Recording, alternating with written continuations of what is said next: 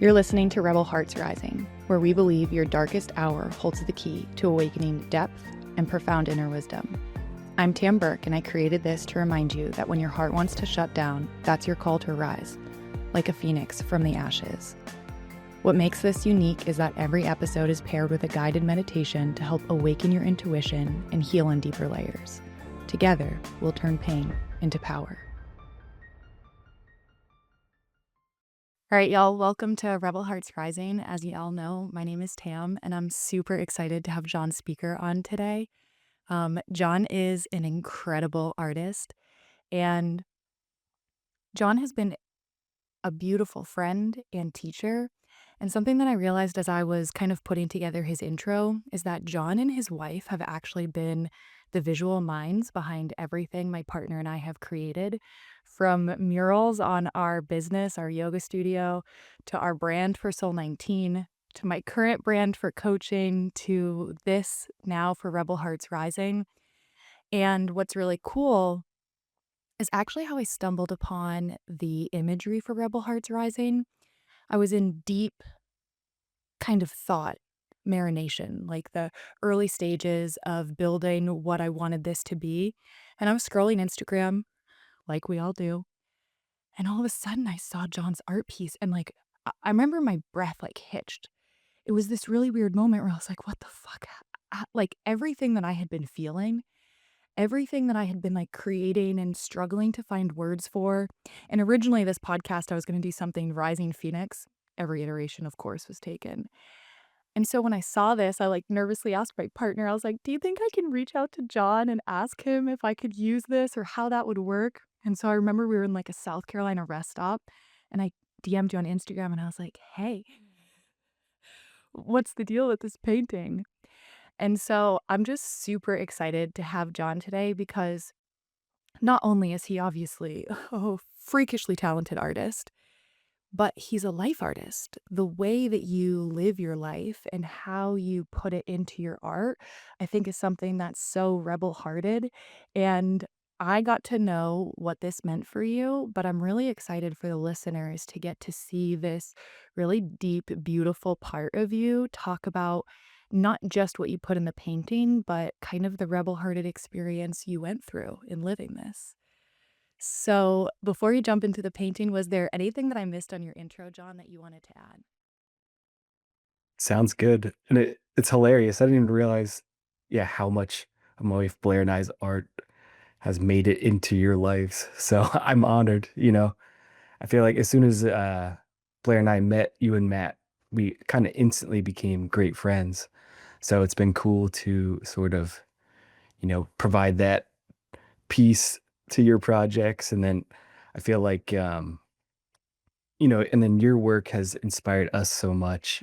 And even just, I'd go in your yoga studio to Matt's classes and scream during breath work and get it out. But it's just been, yeah, it's just fun to have each other's art feed off of each other and grow together. Totally. I'm actually looking at Freak Party right now. Something that John helped me bring to life is, I mean, if y'all know me, I have like no artistic talent. My only artistic talent is in choosing artistic people to be in my life. You know what I'm saying? And I told John about this idea that I had about a unicorn, like a Lisa Frank style, and he created the coolest piece. Freak Party is, it's something else that I really enjoy about your life artistry is like if all of the art is heavy and has emotional pieces to it, like it's missing the fact that life is also fun and enjoyable and beautiful and a freak party. And so I think you live a really well-rounded expression through your art, which I really appreciate about you too. Yeah. Yeah. Like I make a lot of serious art, but what I try to do is just be open to the creative spirit, whatever you want to call it. And that, life isn't always serious. Sometimes it's silly and fun and sort of depicting all of these, I don't know, different like energy wavelengths you tune into in reality. But sort of even under like a goofy fun painting like Freak Party, there is sort of this there's always this like positive energy permeating it. And so, you know, I just like to uplift, I suppose, through no matter what I'm depicting. I think that's something also that, when I was thinking about having a guest on this show, it was a no-brainer for me that it was you. Not only is this your epic artwork that gets to represent this podcast, but also the depth in which you create art, the way that you talk about your experiences. It's just it's a really beautiful like accumulation of what it means to be rebel-hearted. And not just that, but also to be in like the introspection. More fun happens when you do the inner work. And the thing that I love most is your art is a creation of your frequency. I think it's why you're such a popular artist. Like people's frequency and vibration change through the visual, like up leveling that you're offering people, or even like the inner depth and introspection that you're offering too. And so it's like, how cool to have someone so deeply energetic in what they offer that's so different from me represent and be the first person on the podcast. So thanks for being here. Oh yeah. Awesome. Thanks for having me. Yeah, just before we get into it, like another thing on that point is, I often see artists are kind of like tuning forks. And I think often people think about good art as how well is it done technically, et cetera, the lighting, the shading, this and that. But I think, at least from my perspective, my artist work is sort of finding harmony and wisdom in my life. And like that's where the real work is. And the paintings are almost a side effect of paying attention to life and growing. So, for other aspiring artists out there too, I think it can often be an overlooked part of artistry. People see these finished products that are, you know, oh, I could never paint like that. But I think maybe if you take a step back and you listen to what is hanging you up and you're working from there, then amazing things can happen. And the technique and the style and all that almost just takes care of itself on its own. I love that metaphor. I think it's true not just in artistry, even in building my own coaching business. When I'm living a good life, when I'm living a good story and I'm weaving that into my work, like there's this magnetic aspect to it because there's something like palpable and tangible about how real it is. And it's like, and if I do like a ton of business trainings and a bunch of marketing, education stuff, like actually people are less attracted to my work because it's more about like taking the inner world outside of you than trying to take, and maybe you've experienced this too. Y'all, John and I could talk for 6 days straight. So I'm going to try to back. But in your artistic life, have you ever tried to create something you felt like you should do or like what people wanted and then felt like a frequency difference or it didn't sell as well because you were kind of like shooting on yourself? For sure. And it's really difficult whenever, I was making art, there's not much of a following, like I'm kind of in the shadows developing. And then all of a sudden a bunch of eyeballs are on your art and you get certain success with certain paintings. And I'm, I've always enjoyed what I'm doing, but sometimes, I'm kind of, you're letting the audience or what you think people want or the frequency of work that you're putting out and you're trying to feed something outside of yourself and not paying attention to the internal so much. And then, yeah, it comes with a lot of anxiety and depression. And then I think your resonance is a little out of frequency. And, you know, what is cool, at least, is this subject kind of ties into, our main topic for the day. He's bringing it full Yeah, yeah. circle. Where, yeah, it's kind of rediscovering, after, I don't know. I just feel like I went from a kid to all of a sudden stuff's happening, and that can be very disorienting.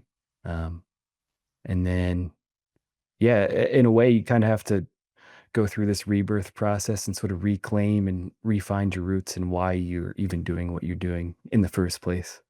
So I think it's something anybody is going to go through if there's an audience for your work. Yeah, if you're lucky, identities come and go, you get to evolve. Mhm. And almost like I think sometimes we think about it evolving outward, but to me what I've experienced is actually evolving more inward, like getting closer and closer to my essence and my truth rather than the person I've been conditioned or thought that I was supposed to be. Oh yeah. Yeah. As soon as you think you know who you are, it's like, good luck. Yeah, yeah. I also love that we wore matching white. Did not coordinate that at all, but Oh yeah. yeah. Okay, do you wanna walk us through, the painting and also because this piece is a pretty popular piece of yours.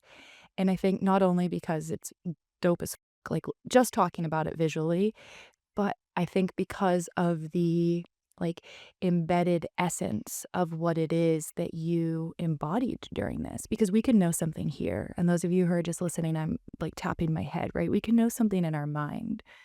But when we embody something, when it lives in our body, when we feel the truth of it in our bones, there's a different resonance to that. There's a different leadership that comes from that. And I think in the society that we've been in the past few years, maybe even what we'll call like a society of influence, we're really hungry and almost desperate for like the realness of people and the rawness. So I'd love for you to talk us through like how did this painting come into inception? What were the pieces that caused this? And yeah, like what is that rebel hearted piece where you're like, oh, man, I got to keep going even though this sucks? Yeah. Okay. So the genesis of this painting starts 3 years before I ever started the painting. Um, and I'll try to keep I'll keep us in bounds because there's so many tangents I could take. You're But like, actually, this is really, actually yeah, cool. yeah. Yeah, so the genesis of this one, it really starts.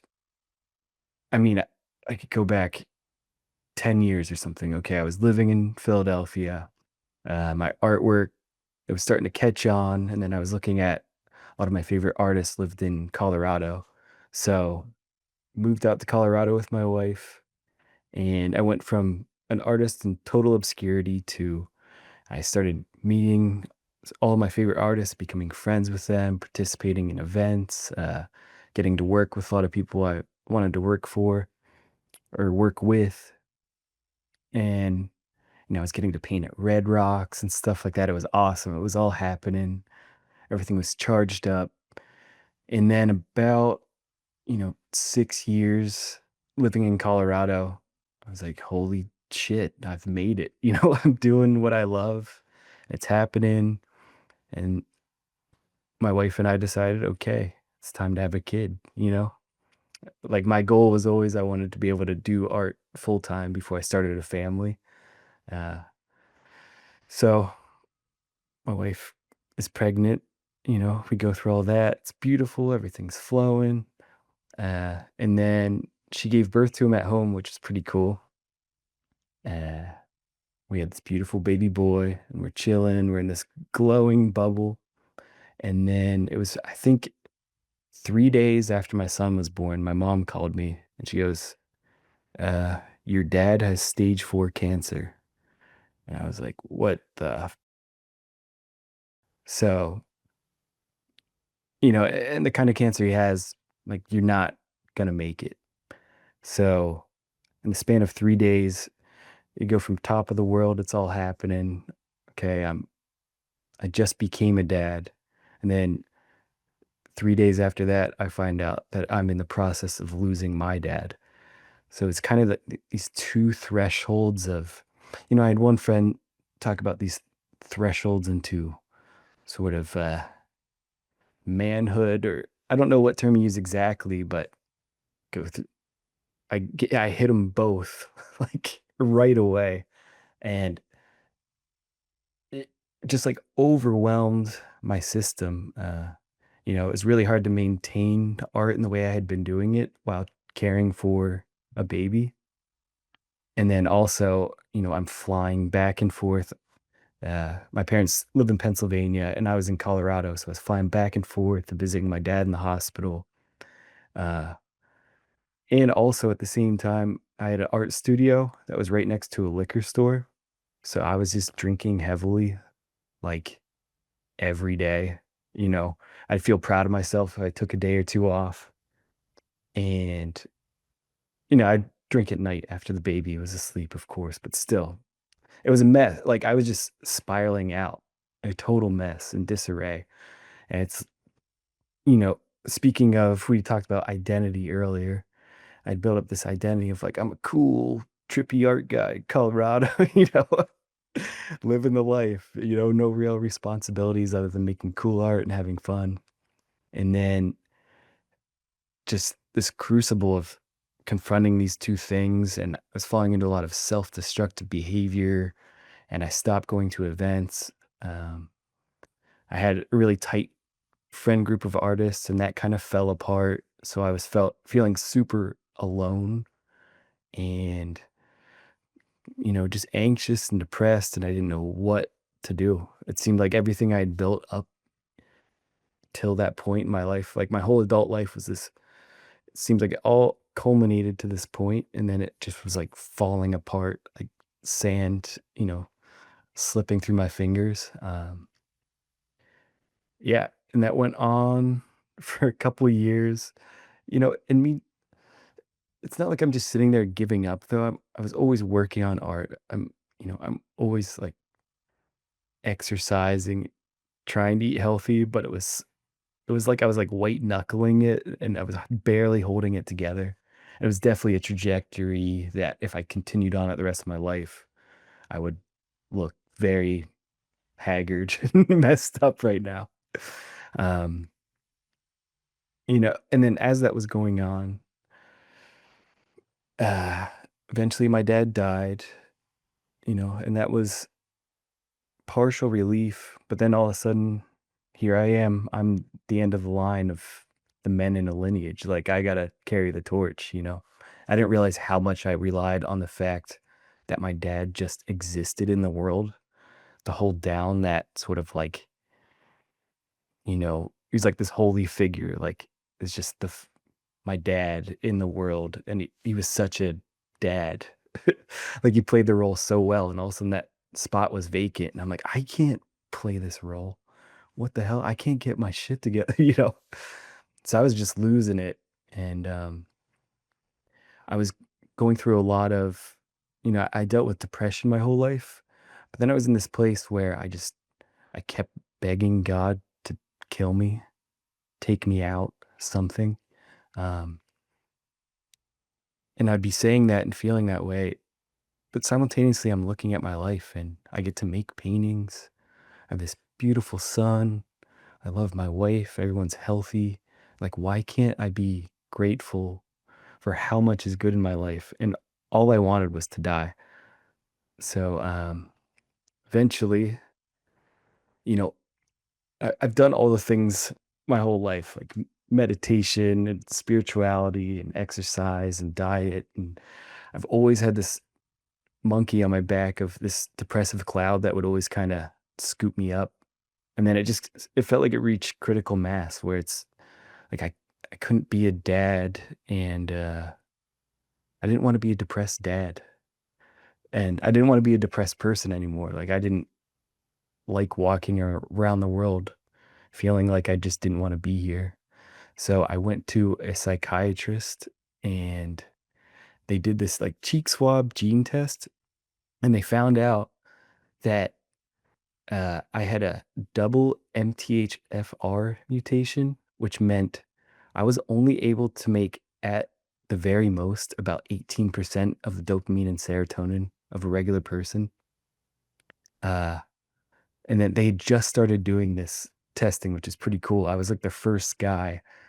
And then they prescribed me a methylated B9 vitamin, and it literally turned the suicidal thoughts off completely, like a light switch. It was crazy. So that was kinda phase 1 of coming out of this darkness, and okay, so we took that care of. I don't wanna kill myself anymore. Yeah, yeah. And then my wife and I were talking a lot, just about, because all this happened, we're taking some time to think about, what are we doing with our life? Um, I just kinda I didn't really wanna go to the parties and paint anymore and stuff like that. I felt like I was just outgrowing it, and I wasn't seeing longevity in sort of being a heady artist guy in the party scene forever. Uh, I didn't wanna do that in my 40s and 50s and 60s. And then with my dad dying, we both kinda realized, you have no idea how many more times you might see your family, and we were feeling kind of as I was we were pulling away from the sort of society we were tapped in Colorado. We just started thinking about, maybe we should move back home, which is where I am now in Pennsylvania, central PA. So we said, let's do it. We packed up everything and we moved out here. And that's a whole huge, I mean, you just moved, it's so much work. Um, and then we moved back to PA. The dust starts settling a bit. And then I'm just sitting at home, like, what the hell did I just do? Like, I had built such an identity around this art scene in Colorado. I'm far away from that. I don't have any art friends here. Uh, I don't know. I just still felt very confused. I wasn't so depressed anymore, but I was just kind of, I don't know. I was moping around. Uh, I was doing some art events out here and there's no action and nothing was happening. I was just feeling sorry for myself. You know what I mean? And then I started feeling like, okay, it's time to get it together. Like, don't stop buying beer. Let me sit down and meditate every morning. Like, let's get these things charged back up. And I wasn't convinced of it, but I started meditating. You start finding some peace, some stability again.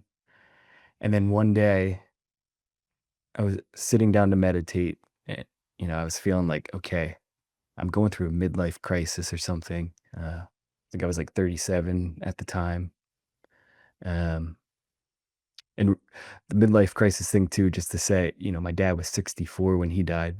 So I'm here at 37. I'm already more than halfway past the lifespan he lived.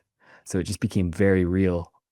Uh, but yeah, I was sitting to meditate one night and I had this clear as day vision of the piece behind you, of this phoenix rising out of a skeleton, with this burnt out landscape, which looks a lot like the flatlands of Colorado where we lived. And the fires that happen there a lot. Yeah, all the time. That was another thing that kind of spooked us. And, having a baby, we're like, I don't know, or it seems like our neighborhood could burn up at any moment. Um, so yeah, I had that vision, and what it really represents is sort of, that skeleton is my old, what I would consider my childlike identity.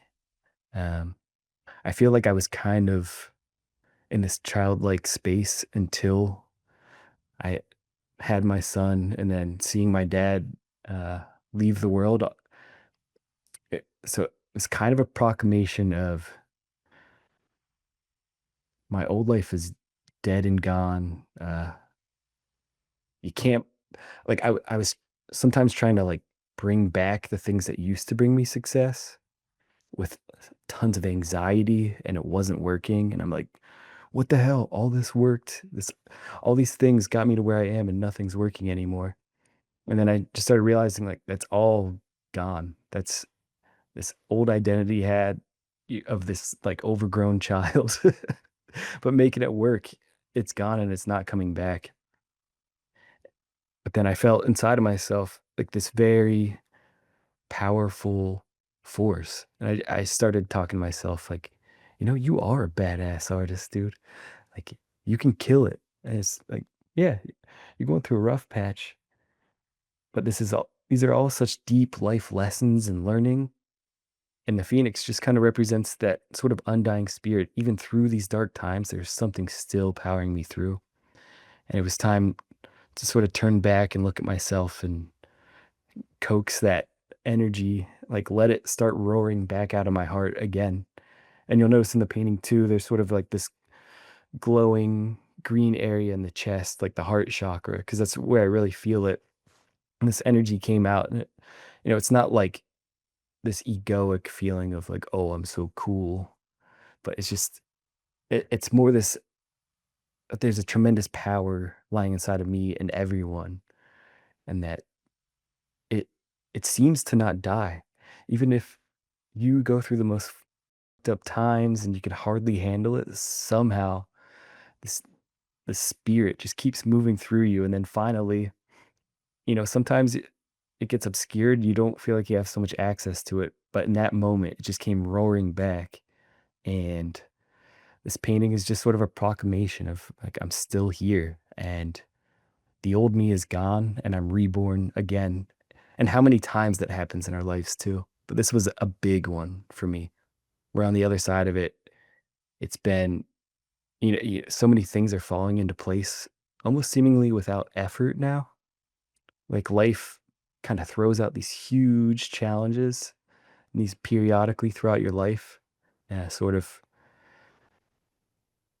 you know, it's making me not like the lessons from this one is like I'm not trying to figure out what's going on anymore so much, just being open to what it is.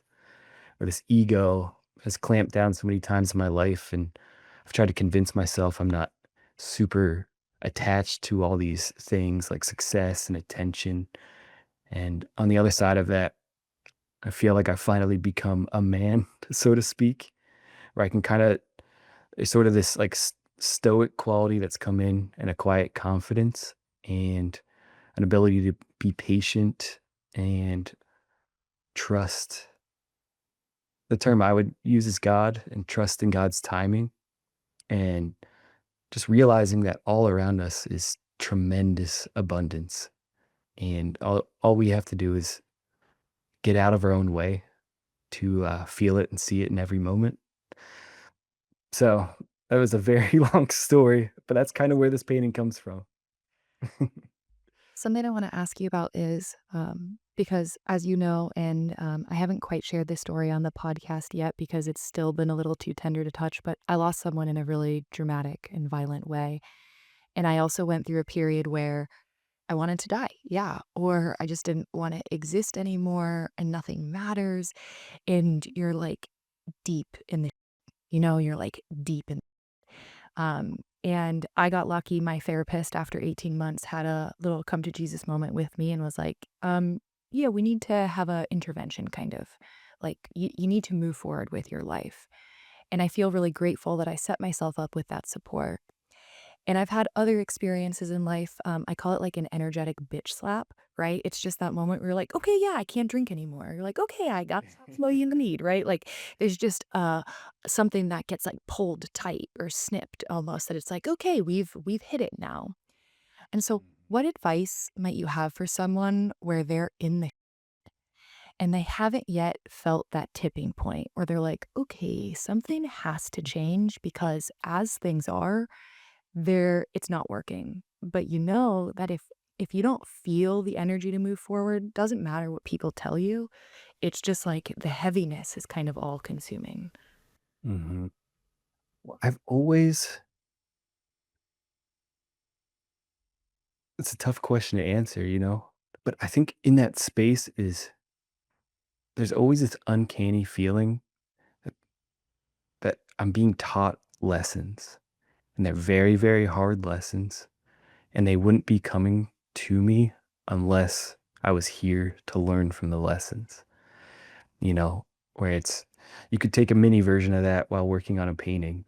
You start the painting, woo, this is so fun. It's new. It's going to be amazing. And then halfway through, you're like, ugh, this doesn't look right. Do I suck? You know, but then you work through the difficulties and the lessons. And on the other side is a masterpiece. And I look at life the same way. It's this big art project or, like a workout. You lift a heavy weight and it's a struggle and you're in pain. But then when you're done, there's a relief and then your body's stronger on the other side. You know, I, that's how life is. And sometimes it just hurts really, really bad. And it's going to keep hurting really, really bad until you've learned the lesson. And some lessons you learn in 5 minutes, and some lessons take years. But if there's anything I've seen, and it really helps the more, like the longer that you've lived the life, because I was having a really difficult time. And my friend in her 40s had lost somebody close to her, and she would just tell me, it does get better. And I couldn't feel it. But her saying that was always there with me. And now that I'm 38, so I've gotten to see more and more waves of life is like there always is a resolution to the pain we're going through. And it happens on so many different time scales. So, yeah, it's painful and you're losing it, but it does get better. It always does. And on the other side, like not only does it get better, but you're more wise, more patient, uh, more powerful, more insightful, more empathetic. Like every difficulty you make it through allows you to empathize with others more, because before I had like this was years of difficulty. I had never had that. So I'd see other friends with years of difficulty and I couldn't really empathize with it. I'd just be like, why can't they just get it together? And then all of a sudden I'm going through it and I'm like, oh, sometimes you got like a rough few years. But I had to go through it myself. Um, yeah, hopefully even if you're hearing this, I think just hearing other people tell their stories about what's happened, it all gets in there and things do resolve, you know? Like every song ends, even the bad, scary, or like shitty songs. And the good ones do too, you know? And I think the thing that you painted a lot of a picture about is um, doing the work. Because the thing is that the painting only becomes a masterpiece if you keep fucking painting. And I think sometimes, and like, don't get me wrong, after my friend passed, there was no internal painting for a while. Your girl was struggling, right? Like, and I didn't even give a fuck about a masterpiece or life. Like, you're in that darkness. But that really is what this podcast is all about, is like reminding you that sometimes you get punched in the mouth by the universe and all your teeth get knocked out and you're like, what did I do to deserve this? But it's actually a gift, and you have to really work the inner world to get to that point. And I've gotten to such a strange point with my friend's loss that it's very confusing because obviously I would do anything to have her back, but also because of what happened, my life is so much better. And so there's this like very confusing push pull around how grateful I am for the tragedy that I experienced. And something else that you said too that I really liked was I got really lucky, and before my friend passed, I met a woman who had lost both of her parents in her 20s. And when I would talk to her, she just got it. Unfortunately, people who know grief are, it's like you're invited to a club that you never wanted to be a part of. And there's just this resonance or this frequency or this empathy or all of the above. I'm not really sure. Where when you're with other people who have had their heart ripped out of their chest, there's just like, I don't know, this understanding where it's like, okay, yeah, I do feel like I'm dying, but I'm gonna get through it. And there is something on the other side for me. And so I think what you talked about with your mystical 40-year-old friend, finding someone who has some of that wisdom and just like being around them and pulling like from their consciousness or like their life codes that they've downloaded. Exactly. Yeah, and I think it's that is the creative spirit and the creative energy too, is to be able to hear those things. And what you'll realize too is there are signs all around you that are pointing towards this if you choose to listen. And I think that is the creative spirit. And say when someone you're close to takes their life or somebody dies, all of their pain then gets like everybody else, that pain doesn't disappear. It gets absorbed, and a close friend taking their life, you take on a lot of their pain. And then I think the creative spirit is taking that in and feeling it. I think it has to be felt, but then we can alchemize the world's pain and our own pain into things of beauty, whether it's simply friendship or a compliment to somebody, or making a painting, or making a podcast, or writing a book that what do they call it? Like transmutation, where you sort of like you are a badass and you can take whatever pain or darkness is in the world and you can convert it into love, but it's a practice, we have to practice it every day because before we know it, you could end up being in a state where you're just kind of giving other people fuel for their creativity by being in pain, but then living in your own misery. So I think, no matter how difficult things are too, we can always work with it and we can convert that energy. It's not always easy, but it gets it can get easier through practice, you know? It's what I call modern day alchemy. I think back in the day we moved like lead to gold or whatever people were doing in alchemy, and now it's like the transmutation of emotion. And something that came to mind as you were speaking is it's so interesting how pain and creativity are so linked. And the last call John and I had, we talked about birth for a long time too. I don't know where this always comes up between us. But if you think about the fundamental piece of how we all arrived here, there was pain and there was creation within that too. And so it's like sometimes I just like to linger and, yeah, thinking about how are these things related and how in our own life, when I was going through the darkest times of my grief, um, and I want to hop back actually to something you said. You said like even just giving a compliment to a person.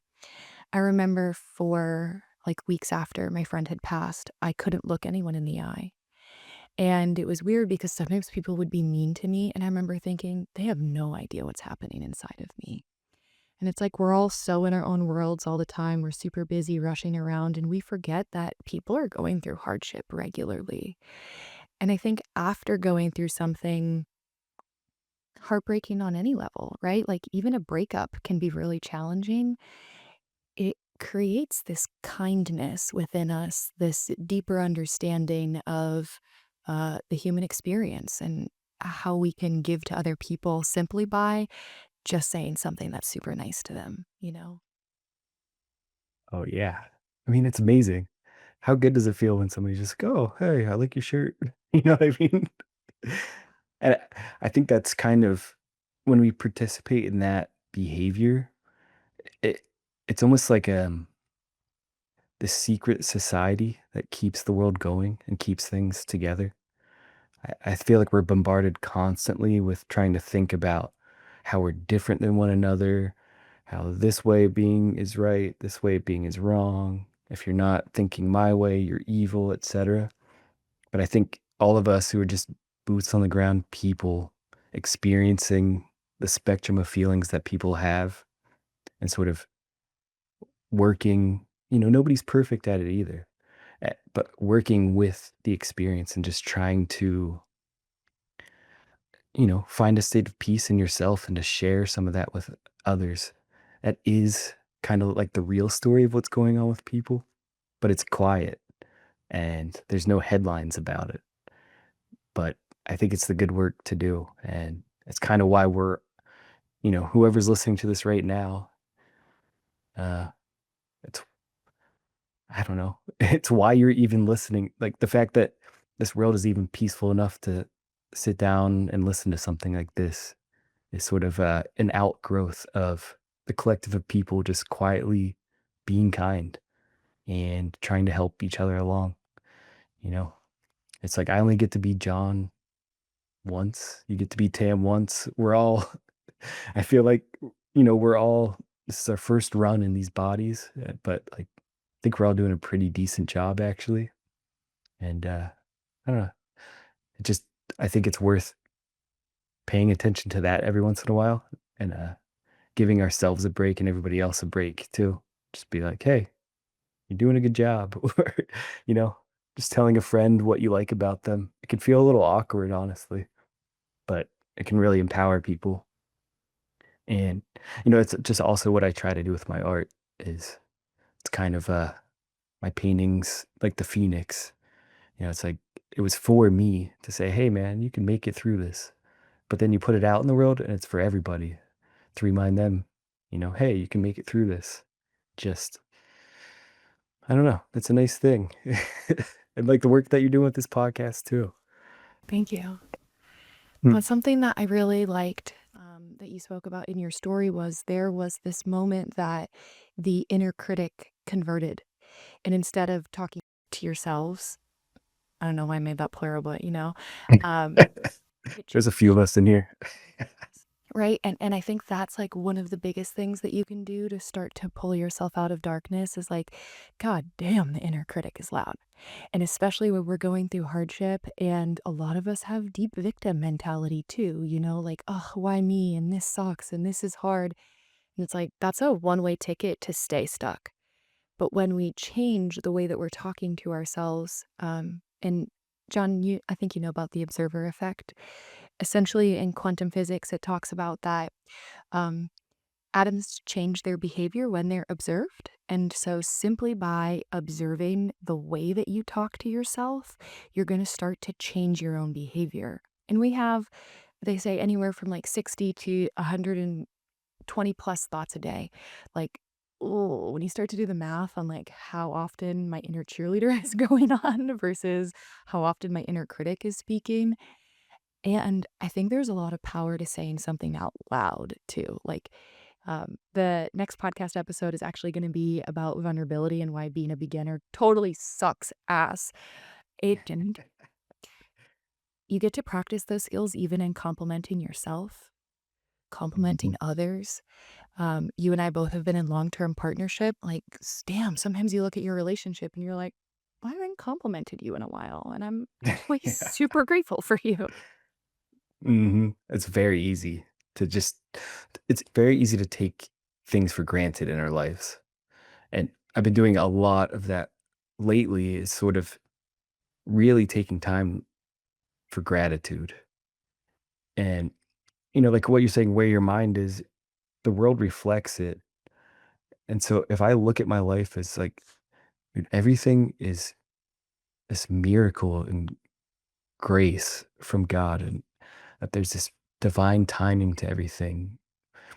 Uh, you just start seeing everything around you as a blessing, that things happen in their own time. So I don't need to be impatient anymore. Because if I look at this track record of my life, it seems like I'm here now and I'm okay. So it's all been all right.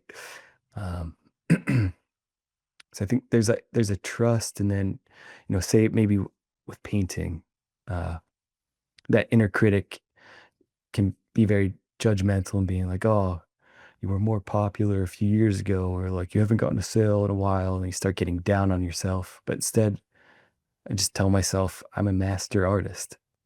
Not I'm going to become one.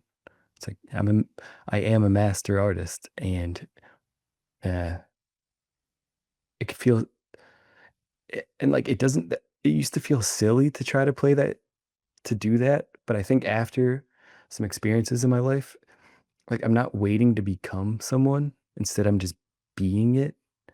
And I used to think, eventually I'll become this wise artist who's amazing, who's like patient and loves his life. And I can't wait to become that person. And then I realized, like, if I maintain that mind state, that person's never going to emerge. And I think we usually, if you kind of like idealistically think about who you could become, it's who you are already. And you just have to let yourself be it now. Because if not now, when? Like, when are you going to just cut it and get out of your own way and let your life be beautiful? Like, no matter what form it's coming in, too. Um, you know, like having this feeling through, there's different qualities. If you want to put judgment on your life, sometimes it's up, sometimes it's down. But just seeing the entire thing is like this beautiful blessing that it's just breathing on its own time. Uh, Success comes in and it goes out, and that there's just this undulation to life, and we can be present and just appreciate it all. I love that. It reminds me a lot of, in my world, we talk about be, do, have. And we often get the order wrong, right? We think that we have it and we do it and then we be it, we are it. But actually, if you embody it first, like you said, that version of you is already here. It's acting as if it's pulling that identity in now. And I also think that that is one of the gifts of grief and death is, you have this moment where you look around and like your father died at a young age, and you start to think like, "Oh shit, I'm at the halfway point." Or my friend who passed at 37, it's like, oh my god." And we're constantly putting things off. And something that a mantra that came to me after she passed was nothing matters. Because actually, of all the things that I was worrying about and I was thinking about right before she passed, if y'all know me, you won't be surprised by this. I was obsessed with getting my handstand press back. I had tore a hamstring, which is a whole nother story for a different day. Had to stop yoga for like a year as I rehabbed my hamstring and was like working with a coach and I was just like pressing all the time and she passed and I just realized like what was I doing to myself? I was like actually torturing myself over not being able to press consistently. I was still pressing, but not as consistent as I wanted. And I just remember being like nothing matters. And something that hurts my heart often is when I get really fixated on something that doesn't matter. I'm like, God damn, those lessons leave quick, right? We like get these golden nuggets and we hold on to them and we're like, I am forever changed by this. And I do think I have been changed. And I still worry about shit that doesn't matter. And so it's Mhm. like coming back to the wisdom that we pull from these experiences. And what's so interesting is I would never want the pain back that I experienced during that time. But damn, the wisdom was quite fresh then. And so it's that dichotomy too of pleasure and pain, you know? But yeah, I mean, good only exists in contrast of bad. You know, there's this duality, and we're human. You know, like I feel like maybe we're spitballing a lot of idealistic things that we actually do practice, but it's like also you don't have to put pressure on yourself to be perfect. If you have a day where you're in a funky mood and you're in your head and you're attached to a bunch of stuff, well, as soon as you realize you've been doing that, you can start practicing again with the gratefulness and seeing life as this beautiful miracle, and it comes and it goes. But it's this practice we do, and we are human. We're crazy. It's like, well, yeah, we can't help ourselves but obsess over things that don't matter at all. I think it's, yeah, uh trying to catch it or implementing some practices in your life which will help you catch it a little quicker, where it's I every morning I like to meditate and pray, and then also my art practice itself. Those are all times to sort of tune back in. But um like for all oh yeah, Yeah, tell us about your meditation and prayer practice, just whatever you feel like is that you feel okay sharing and that is constructive for somebody who may not have a practice. Or I know a lot of people who know they're supposed to be meditating, they do it sometimes, but it's not as consistent. What's also some of the reasons that you have more consistent periods of meditation? yeah. So the way I do meditate is I sit down, I have a little table over here with a meditation cushion, and I don't even set a timer or anything. Um, I'll just sit down, close my eyes, and pay attention to my in breath and out breath, and just try to. I, I like to work really intuitively, so I'll do it even with that. Um, and depending on the day, I mean, maybe I'll sit for a minute, maybe it's 15 or 20. Um, and I usually just sit until it feels like my mind has quieted down and there's some equanimity.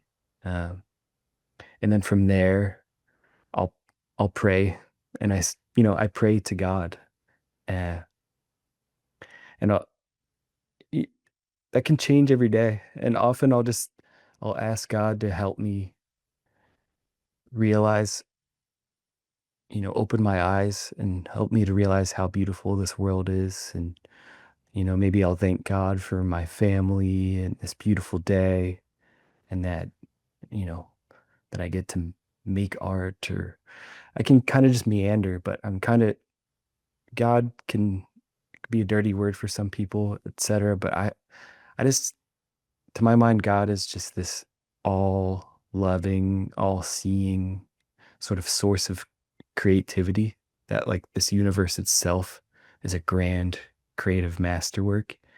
And I feel like I'm just communing with the source of that.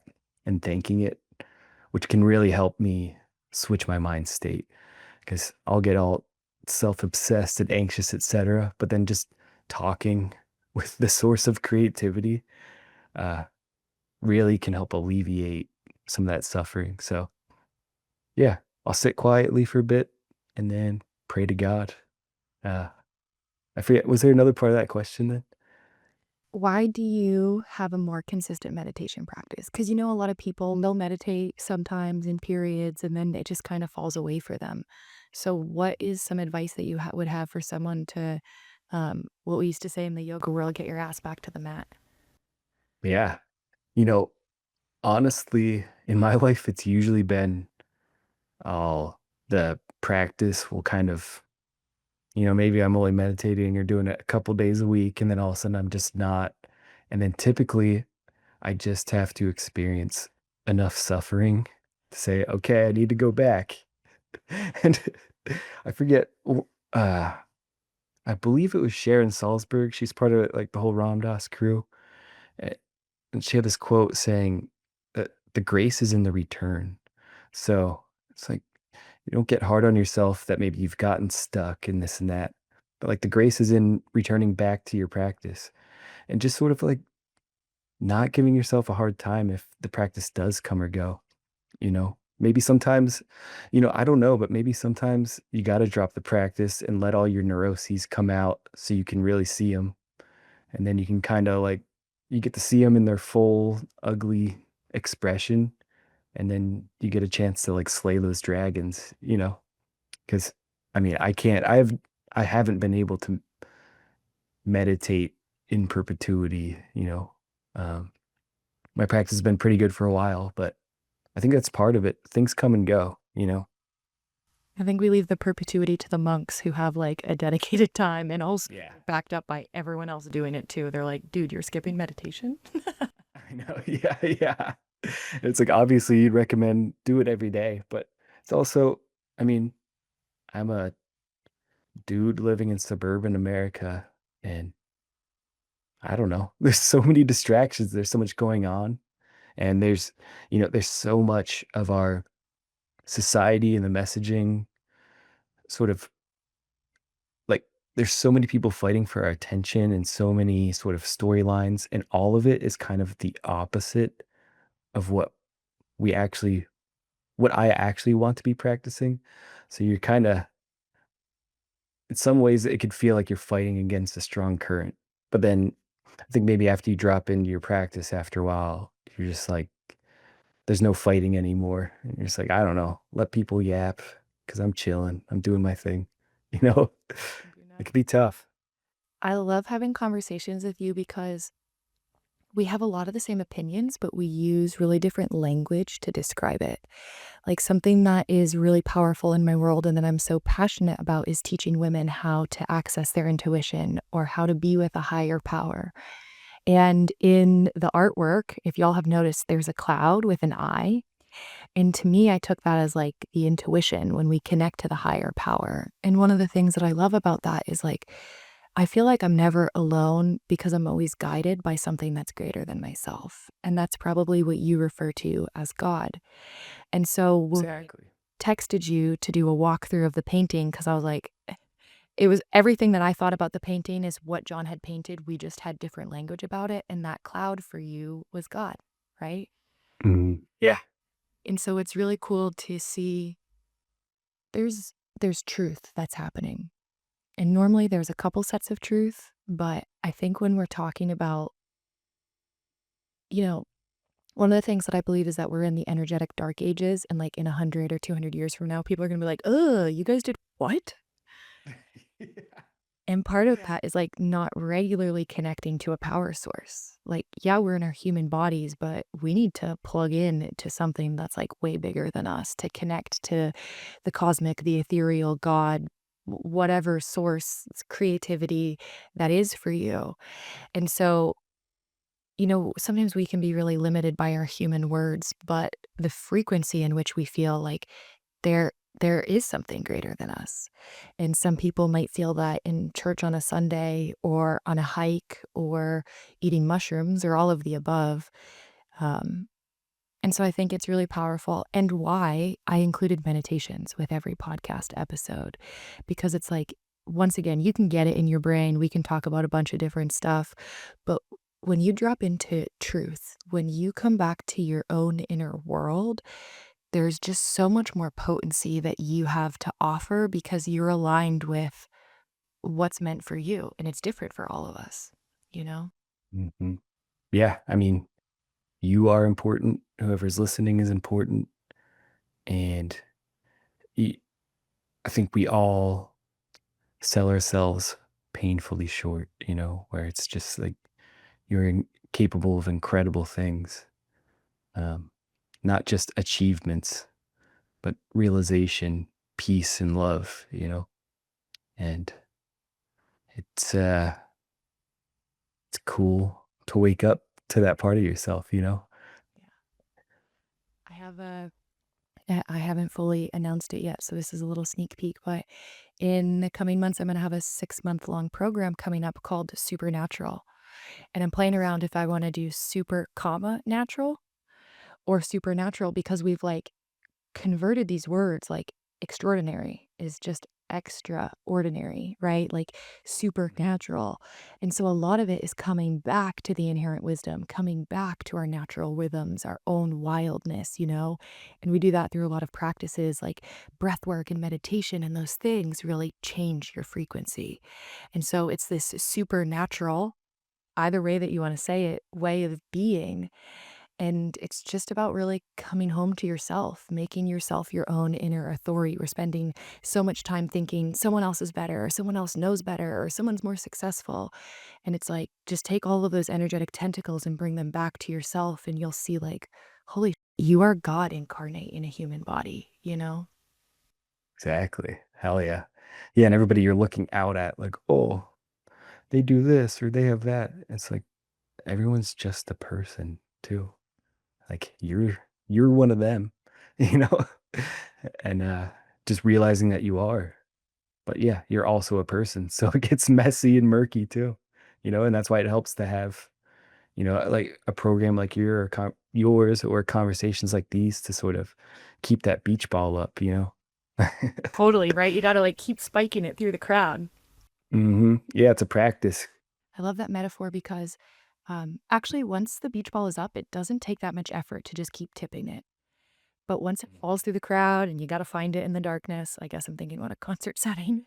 You, like, Yeah. it back up, right?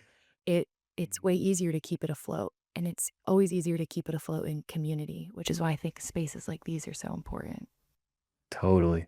Yeah, and if the beach ball goes on the ground and you're the one that goes and finds it and hits it back up, the whole crowd goes, "Yeah!" You know, game on. By doing that hard work, you know. I mean, it's not that hard to pick up a beach ball, but you know what I'm saying, to get down in the muck and get that ball back up to just to carry that torch, I suppose, that ball of light that you start bouncing out. What's the painting behind you? Is that something you're done with? A work in progress?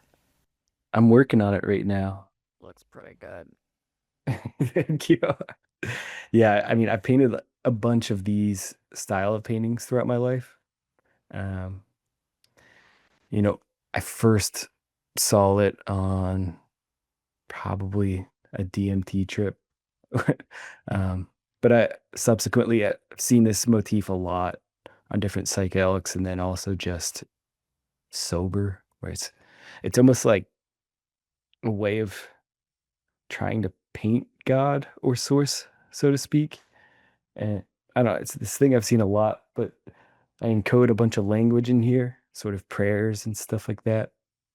And it's just sort of, I don't know, suppose like depict the building blocks of our reality. Like everything's encoded by language, it seems in a strange way. Um, but man, see, it's funny. This is why I make paintings instead of write books, where I find it so much easier to speak through images than I do with my mouth. Like even pontificating on a painting, I'm like, what did I just say? You know?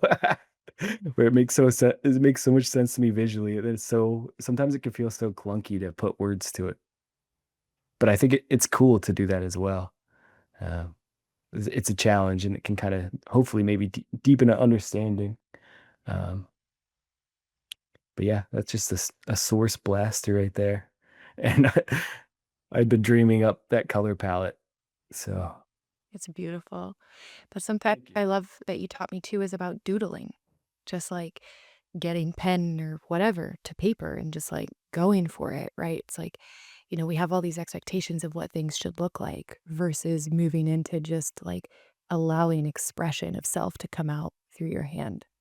My website is johnspeaker.com, or you can find me on Instagram at johnspeaker, and that's pretty good. Yeah. If y'all don't have a John Speaker art print, do yourself a favor and get one because let me tell you, my partner and I might be considered in the John Speaker group B category. We have a gun bag. We have an original. We have multiple sets of prints, large and small. And the energy that they radiate in our home is so powerful. One of our big pieces, I think, is the creator, the big eye. Yeah, yeah. Love that piece.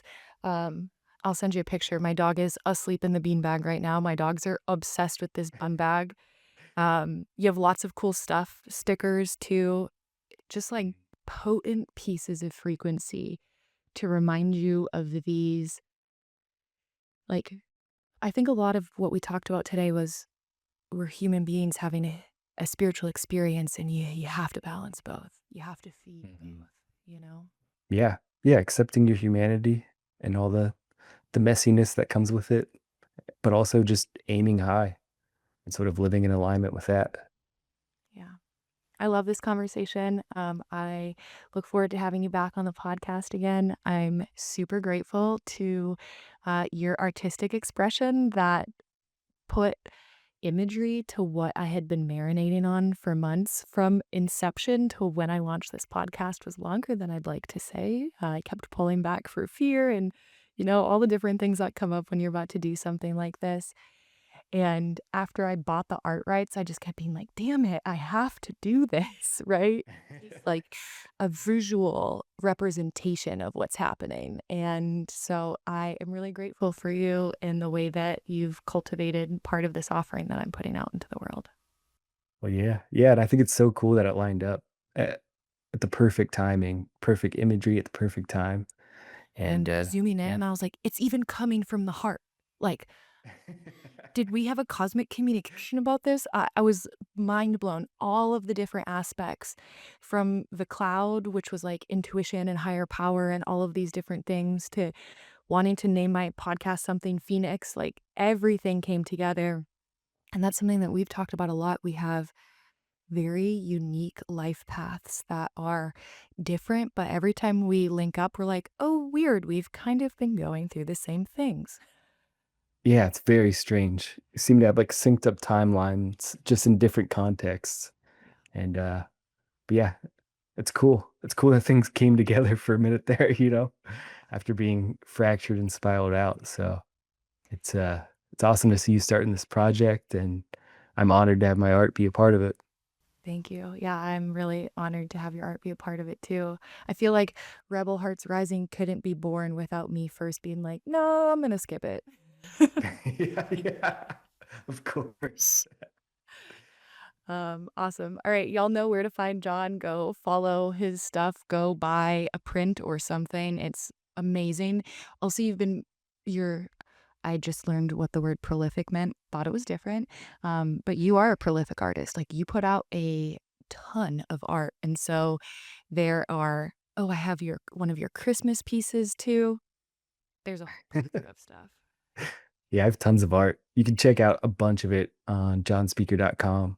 And then especially my Instagram is a good way to kind of stay up to date with my latest works.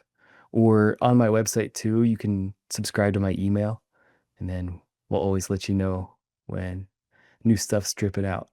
I'm I've made so many paintings throughout my life. And I used to have like a new painting out every week, but I'm really slowing things down now. So I'm slowing it down and taking my time, but I think the level of execution is increasing. So stay tuned. Yeah, you can tell you're enjoying your life and it's coming out in your art. So we're happy for you. Oh yeah. Thank you. Awesome. Well, thanks for being on here today. This was great. Of course. Thank you.